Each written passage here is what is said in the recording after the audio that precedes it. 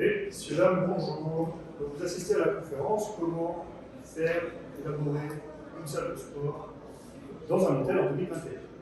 D'accord? Je vais commencer. Je vais commencer juste par vous présenter, pour que vous sachiez pourquoi je me permets de vous dire ça. Donc, je suis Tanguy Lavigne, je suis le fondateur et dirigeant de la société Team Développement, qui est une société spécialisée dans la conception de salles de sport, d'espaces forts et de centres de performance. On travaille avec 6 publics différents, que vous allez voir ici, les entreprises, les hôtels, les programmes immobiliers, les particuliers, les salles de sport et les centres sportifs professionnels, clubs de sport professionnels, équipes de rugby, équipes de foot, etc. Donc, sur toute la partie salle de sport et centres sportifs professionnels ou clubs professionnels, on est sur des problématiques entre guillemets différentes. Là, on va chercher l'efficience, la performance, la technicité, l'adaptabilité du matériel par rapport aux besoins physiologiques, etc., etc. Sur tout le reste, c'est ce qu'on appelle le marché vertical. On va être sur vraiment la conception d'un espace fort ou d'une salle de sport qui soit adapté au public qui va fréquenter cet espace-là. Qui n'est pas forcément le même d'un établissement à l'autre, d'une entreprise à l'autre, ou chez un particulier, qui sont plus des besoins, des pathologies, des envies différentes, et j'ai bien entendu. Donc, nos valeurs, limiter la performance, la confiance et la souplesse. Le but, c'est de ne pas se mettre en arrivant avec une solution en disant nous, on vous propose ça, c'est d'abord de vous écouter, d'écouter nos clients, de manière à leur proposer la meilleure solution, d'où l'humilité. La performance dans la qualité de la prestation, tous les détails sont réglés, tous les détails sont pensés en amont, de manière à vivre une prestation la plus qualitative possible. La confiance, elle vient de ce que je viens de dire juste avant, c'est ainsi que nos clients nous font confiance, bien sûr, de recommande.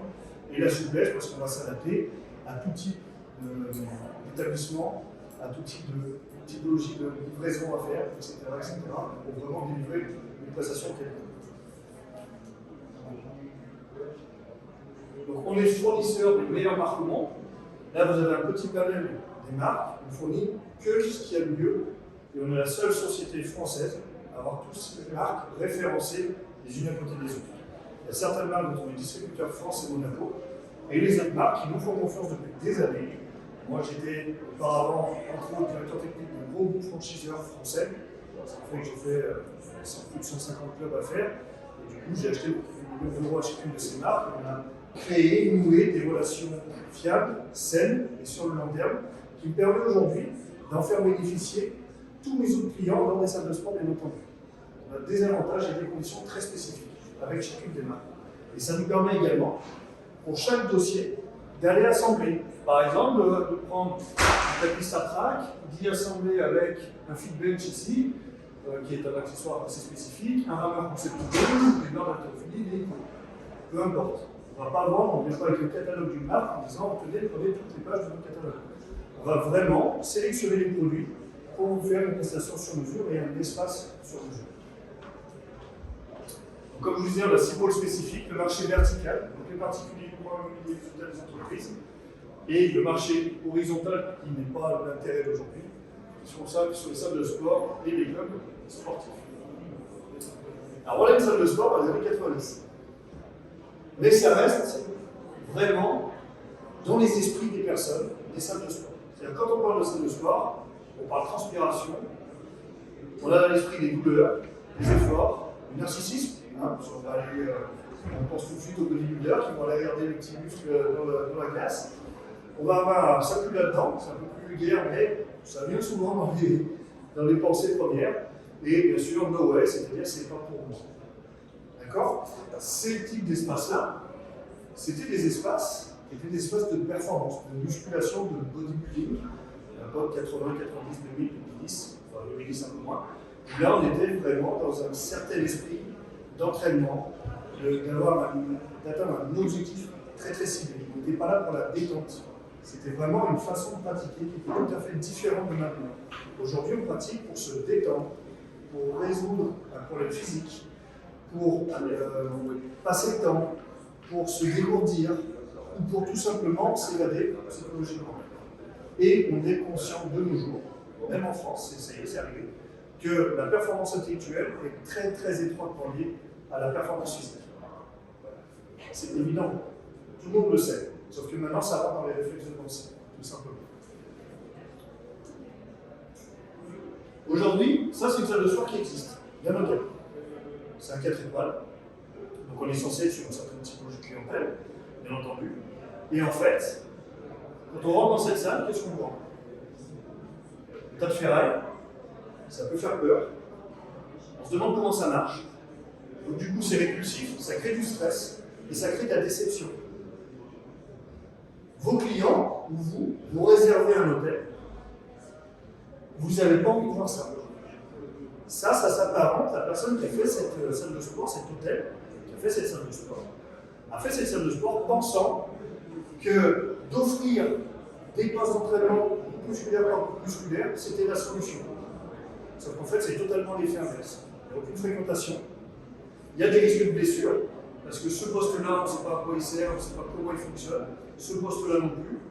Et deuxième effet, et deuxième chose plutôt négative, c'est que la personne qui a acheté cet espace, qui a fait faire cet espace, n'y connaissait malheureusement pas grand-chose, et donc a acheté un prix, a acheté du matériel pas trop cher. Ça ne veut pas dire qu'il faut acheter du cher pour avoir du bien, c'est pas ce que je suis en train de dire, mais là, acheter des marques qui m'ont demandé de venir voir, je ne les connaissais même pas. Ça fait 25 ans que je suis dans la salle de sport.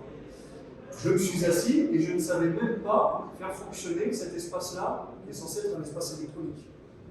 Alors les machines, par contre, elles étaient nickel. Ils m'ont dit, mais combien ça coûte? Est-ce qu'on peut les refaire reprendre? Est-ce qu'on peut refaire quelque chose avec? Je lui ai dit, bah, ça coûte le prix de la ferraille parce que personne n'achète ça. Et ils ont essayé de le vendre, ils y sont pas arrivés. Voilà. Donc c'est pour vous montrer que même de nos jours, on a une vision différente. On arrive à avoir une vision psychologique différente de ce que c'est une salle de sport. Mais il y a encore des erreurs comme ça qui arrivent. Voilà.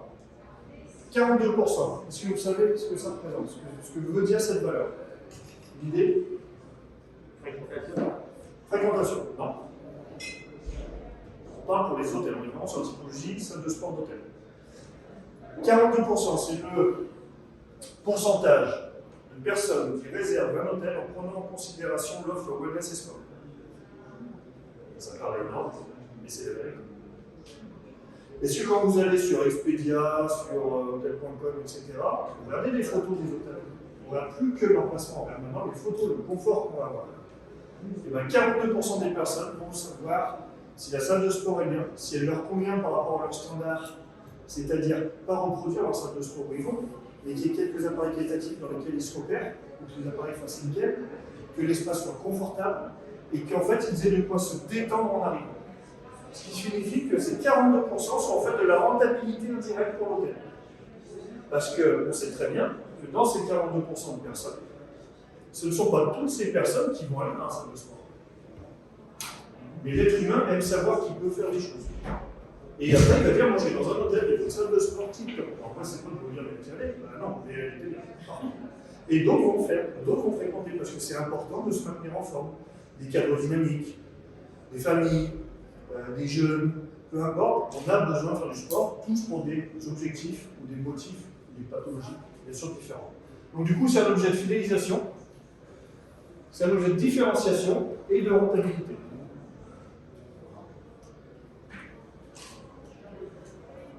Et normalement, ça doit passer. Donc aujourd'hui, nous, les salles de sport, on les voit différemment de ce que vous a présenté juste avant. On va être sur des espaces qui sont bien plus nets, plus aérés, par contre, qui créent une expérience client déstressante.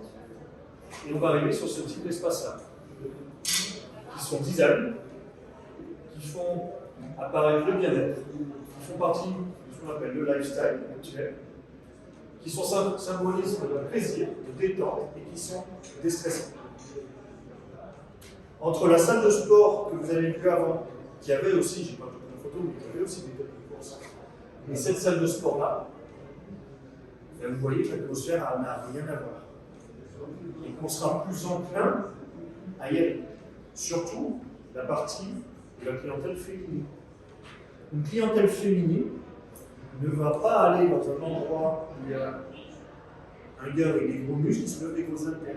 Enfin, va être moins enclin à y aller. Parce que du coup, ça donne pas une image de sécurité, c'est pas ce qu'on aime, c'est pas ainsi, c'est pas ce qu'on aime. Quand on est une jeune femme active, une dame active. On va aimer le côté cocon, le côté aéré et le côté design. D'accord? Là, vous avez de quoi travailler l'intégralité du corps. Vous avez même des haltères.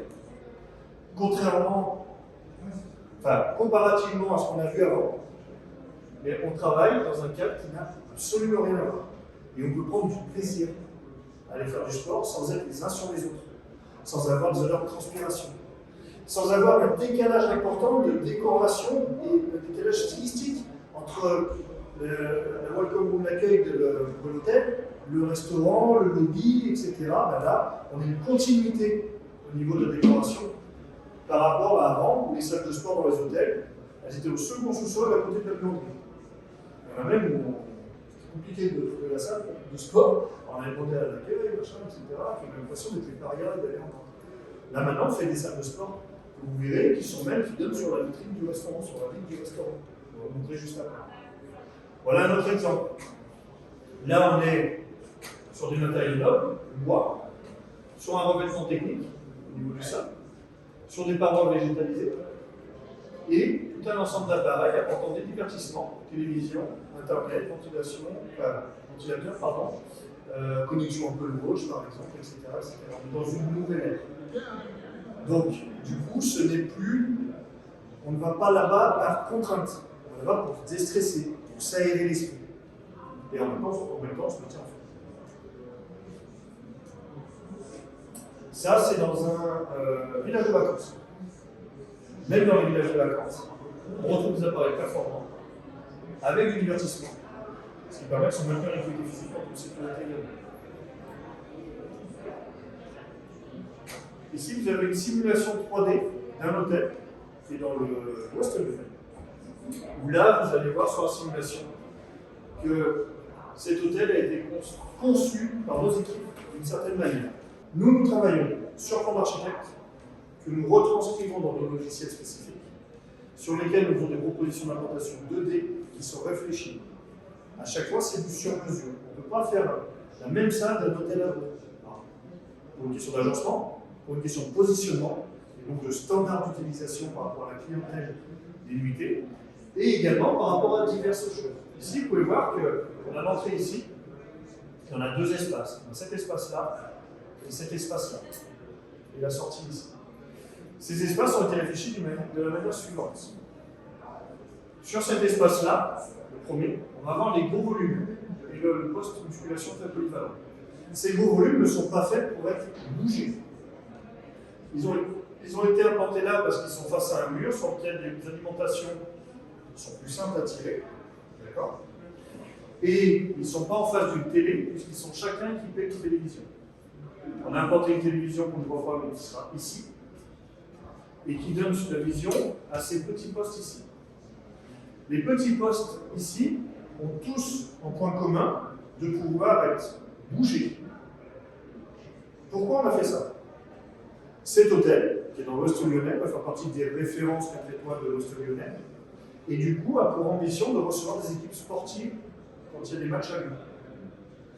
Une équipe sportive, quand elle va dans un hôtel, elle réserve souvent une salle de conférence ou une salle de réunion pour pouvoir, avec les kinés, les prépas, etc., faire soit de la préparation avant compétition, soit de la récupération, soit différents soins. De ce fait-là, on a conçu cet espace pour que ces postes-là puissent facilement être transportables dans cet endroit, qui serait consacré aux équipes sportives. Ce qui veut dire que dans l'argumentaire de l'hôtel, ils ont une salle de sport polyvalente avec des postes qu'ils peuvent mettre à disposition privée sur demande.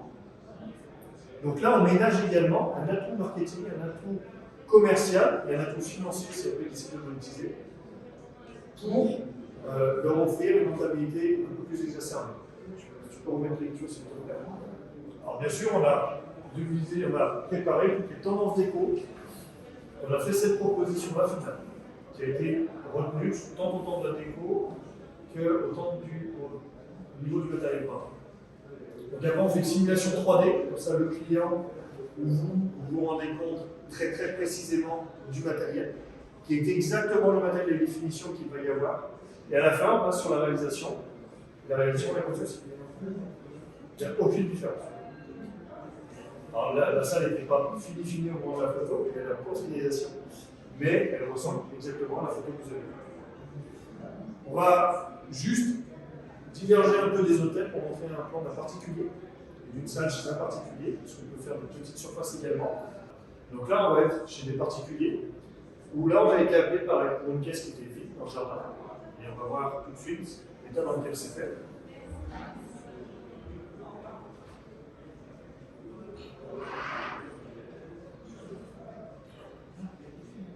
Donc la personne pratiquait, avait l'habitude de faire des hôtels un peu partout dans le monde, et il nous a demandé le même équipement dans certains hôtels qu'elle a vu. Donc, voici la salle de sport, avant. L'implantation donnée, comme je vous disais.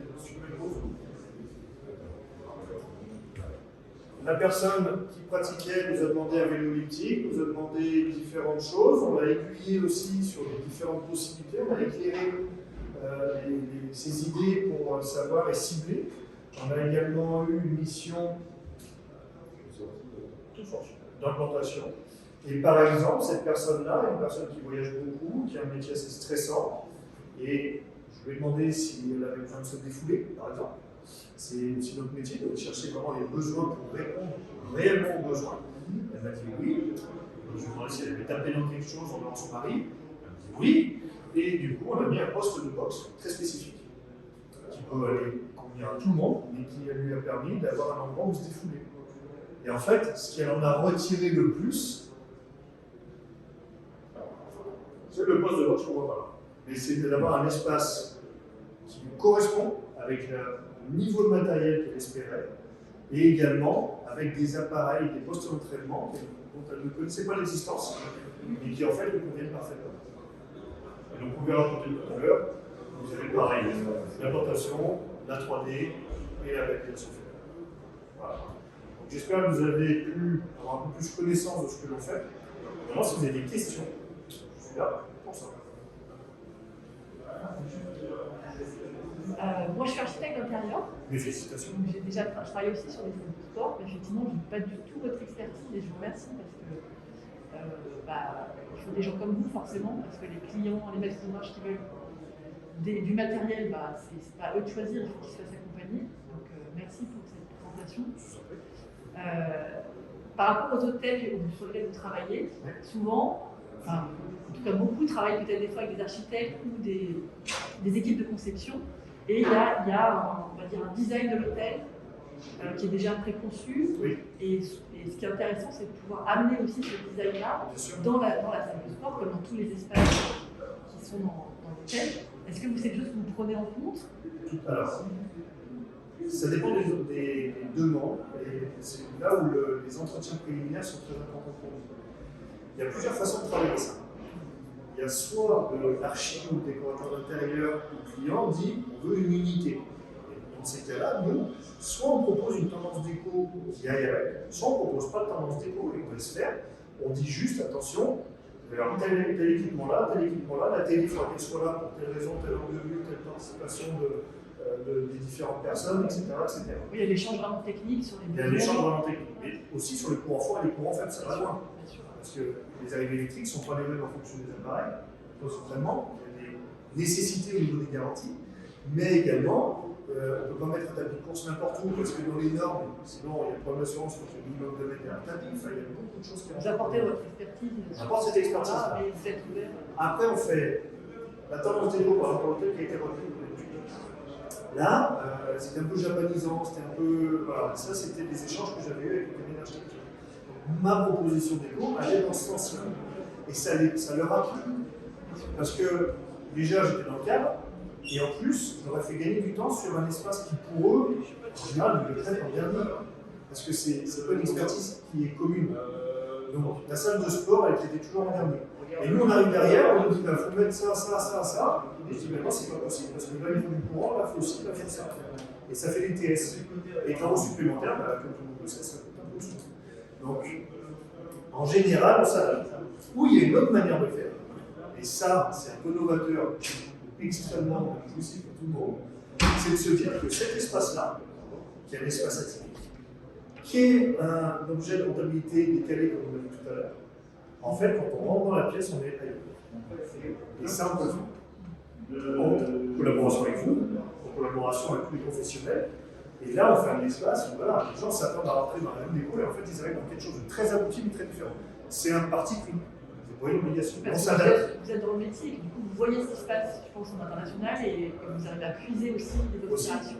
Puis après, j'ai un esprit très biscoté qui fait que des fois, je ne sais pas d'où ça me vient, mais ça me vient.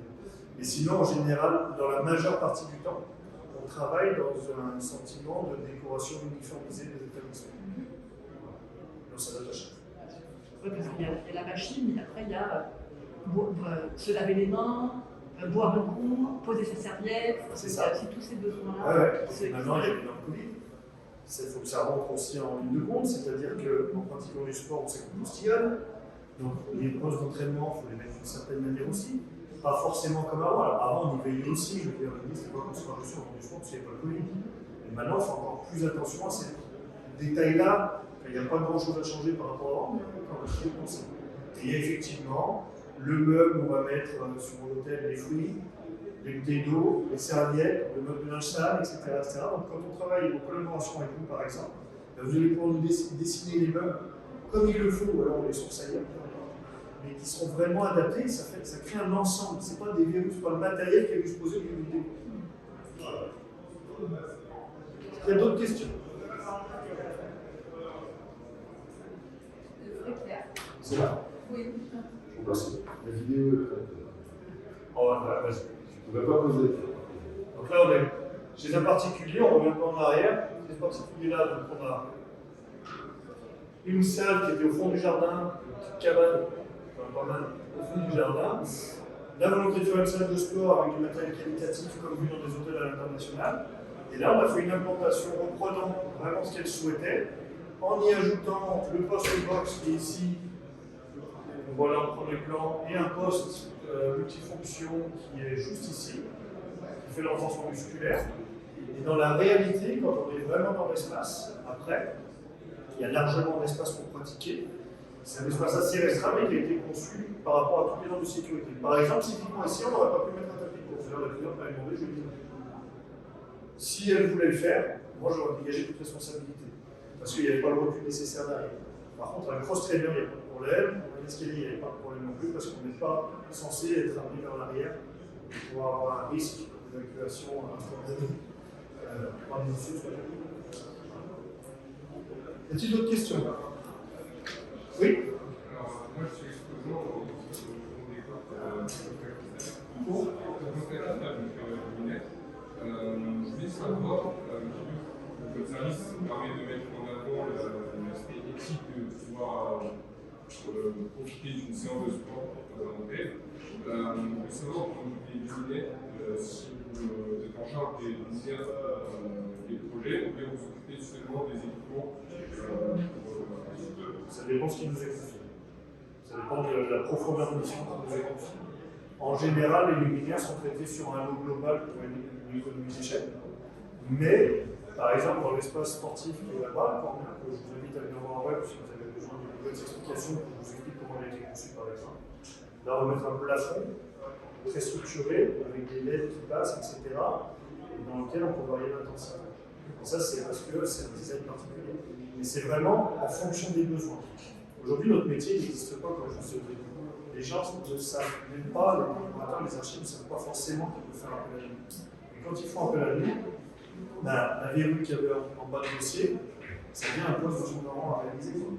Et surtout, quand aujourd'hui vous pouvez dire à vos clients, la salle de sport, on peut la concevoir, c'est autre chose que on vous fait une salle pour la salle de sport pour vous occuper du matériel. Vous avez une nouvelle plan. Question éventuellement, monsieur? Tout est clair?